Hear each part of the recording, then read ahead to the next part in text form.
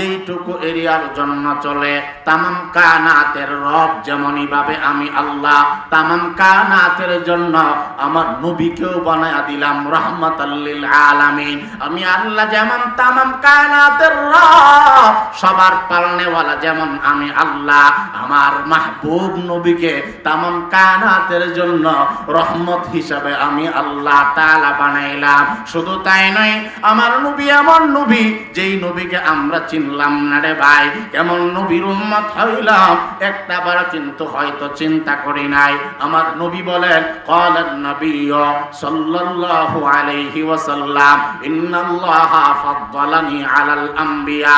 অন্য হাদিসে নবীজি বলেন, আনা আফজালুল আমবিয়া ওয়া উম্মতি আফজালুল উমাম।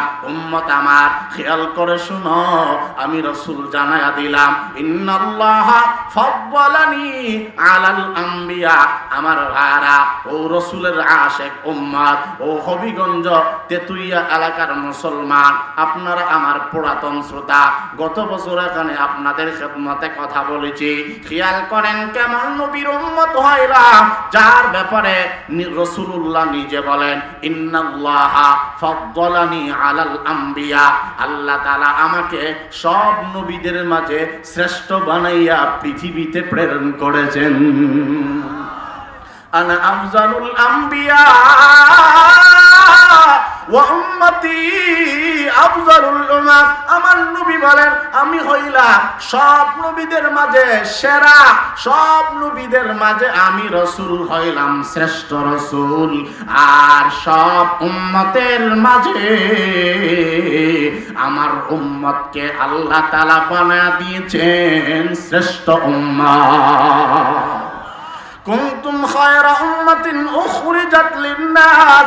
আল্লাহ কুরআনে বলেছেন, আমার হাবিবের উম্মতকে শ্রেষ্ঠ উম্মত বানাইলাম। আমার নবীও বলেন, ওয়া উম্মতি আফজালুল উমাম। আদম নবী থেকে নিয়া ঈসা রূহুল্লাহ পর্যন্ত যত নবী আগমন করছেন, সব নবীদের সেরা নবী মুহাম্মদুর রাসূলুল্লাহ।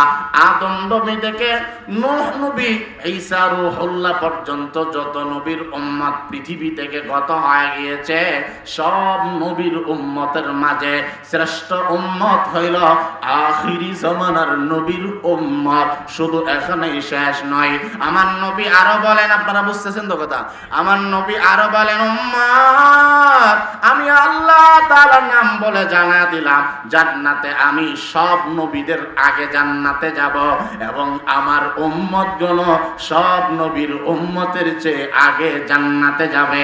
জান্নাতে যাওয়ার ক্ষেত্রে আমার নবী আগে আসছেন, নবী পরে, আমরা আসছি সকলের পরে, কিন্তু জান্নাতে যাওয়ার বেলায় আমার নবী আগে, আমার নবীর উম্মতগণ আগে।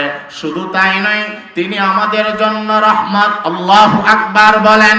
আমার নবী আমাদের জন্য তামাম কায়নাতের গাছপালা, ছাগল, ভেড়া, বকরি, সমস্ত জানোয়ার, হাইওয়ানাত, ইনসান, সাজারাত, নাবাতাত, সবগুলো জানদার, মৃত জানোয়ার, সবগুলোর জন্য আমার নবী হইলেন রহমত।